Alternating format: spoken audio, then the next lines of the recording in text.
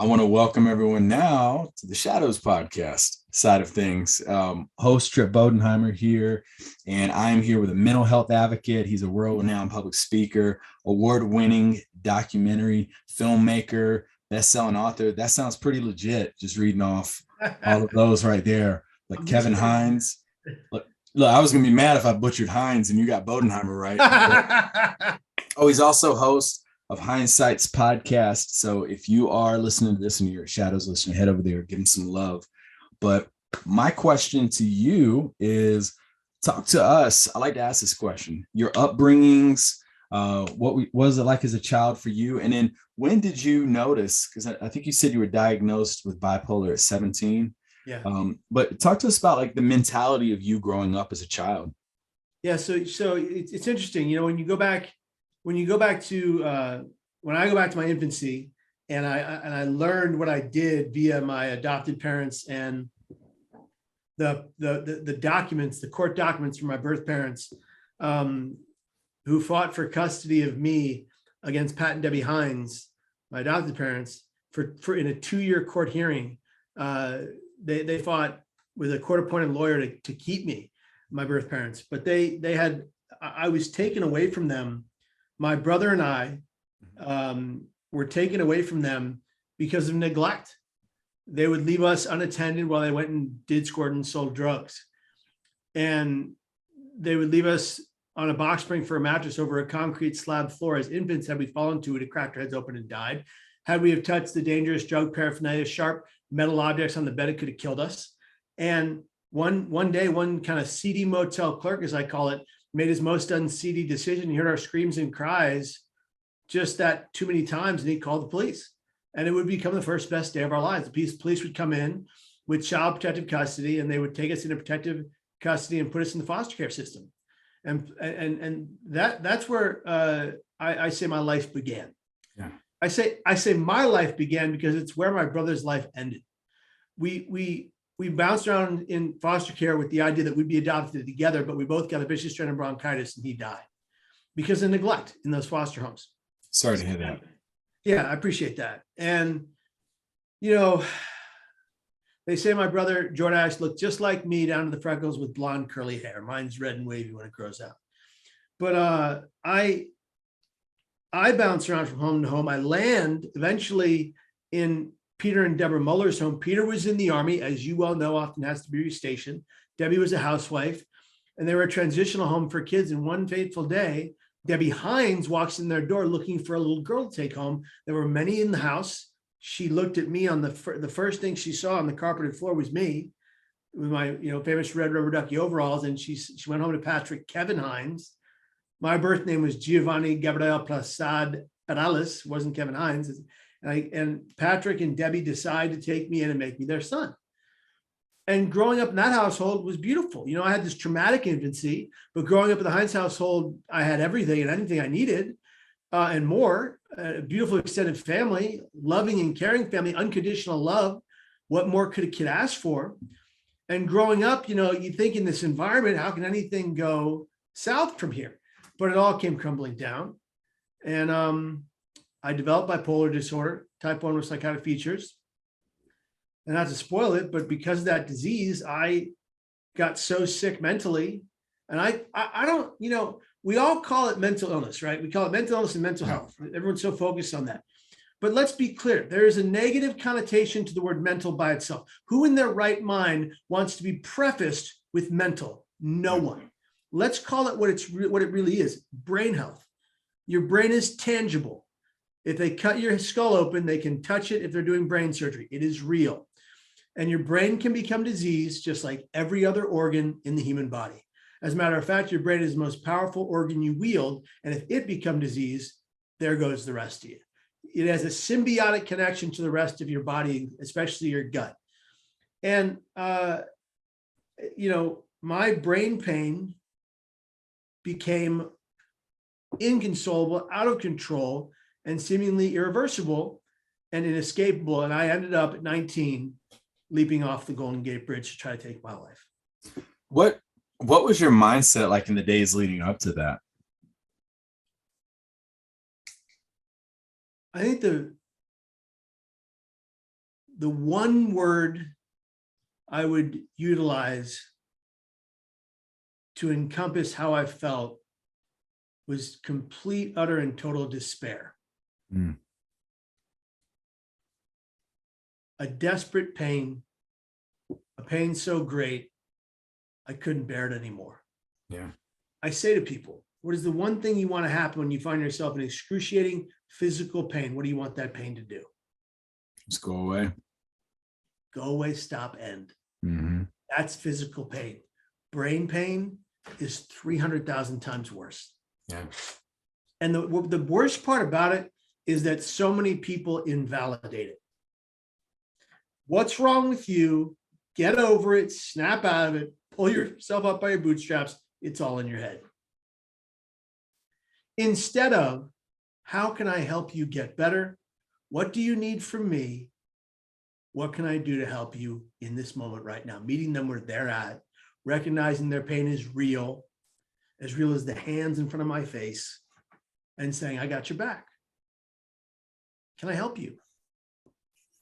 You mentioned, Monday, September 25th, 2000, you took a bus out to the Golden Gate Bridge.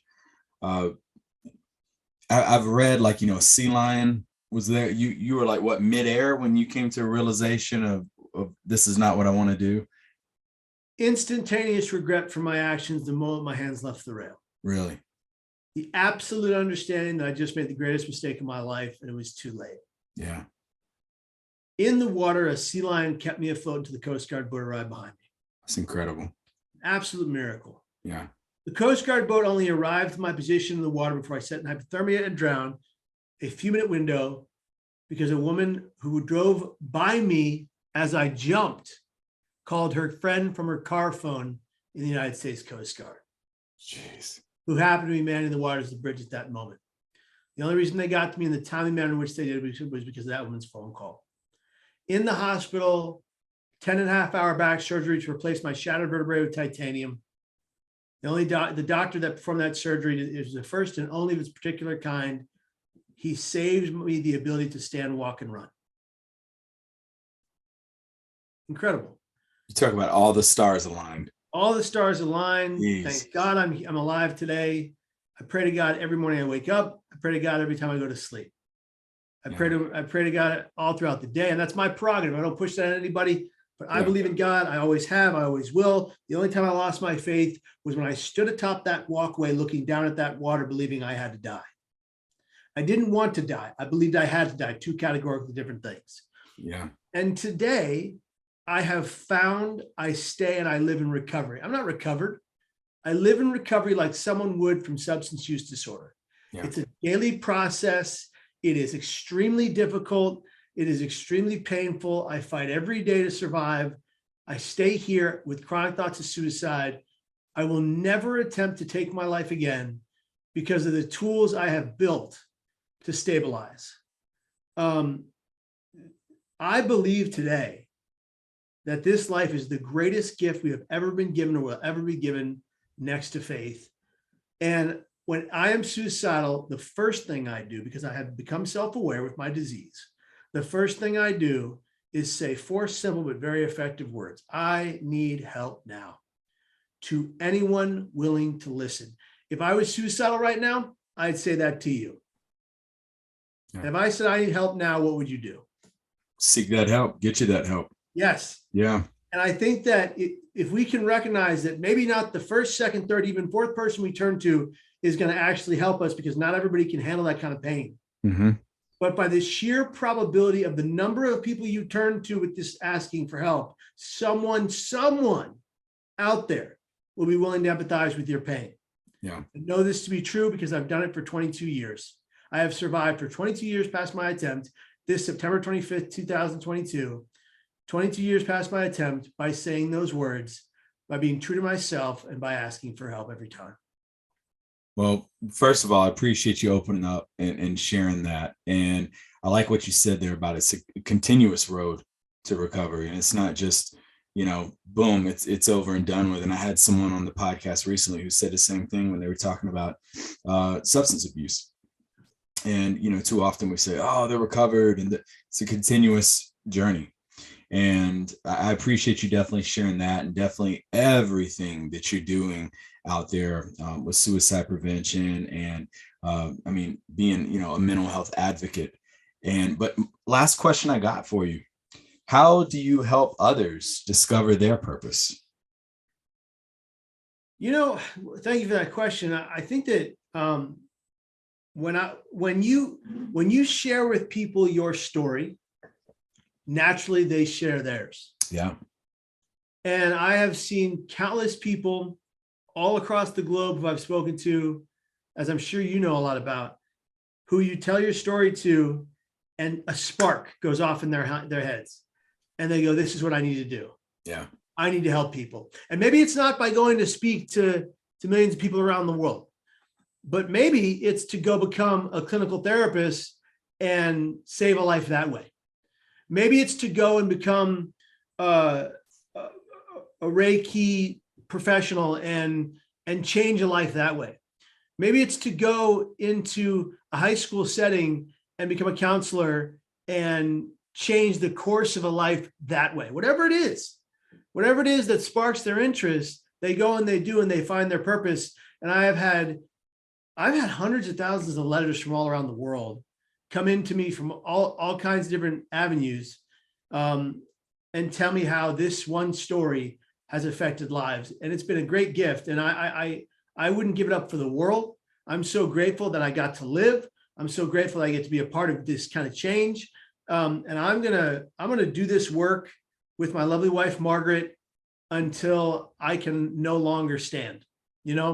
I'm going to do it until I die, natural causes, if I can still talk by then, because I think God gave me this gift to gab, and the people that write to me and say it affects them in a positive way. I just want to keep doing that, because as much as it gives back to them, it's the most therapeutic thing in the world for me.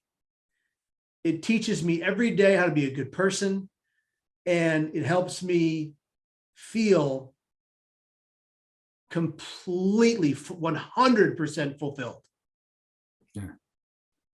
Well, I cannot think of a better guest to have had on the show that exemplifies every single thing that this podcast has been built around, where it's embracing your shadows, conquering your fears. I mean, you are the poster boy for it. And I cannot thank you enough for taking time to be on here, doing this dual episode, this tag team. This was definitely a first for me. I liked it. I thought it was good. Thank you for being open to it. I really appreciate it. Yeah, absolutely. I mean, folks, y'all don't understand. We did this like last minute. This is last minute. But if the Shadows listeners out there want to find more about you, where all can we point them to?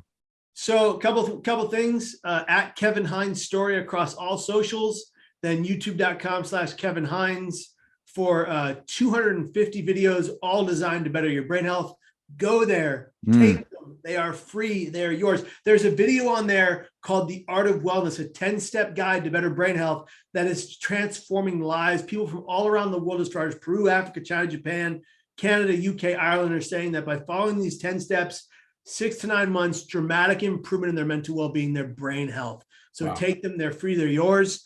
Go through that channel, find something that works for you. I was just going to ask you what's the go-to out of the 250, but you answered that for me. Well, The Art of Wellness is one go-to, but there's one go-to if you are suicidal in the moment. There's a go-to called Please Stay.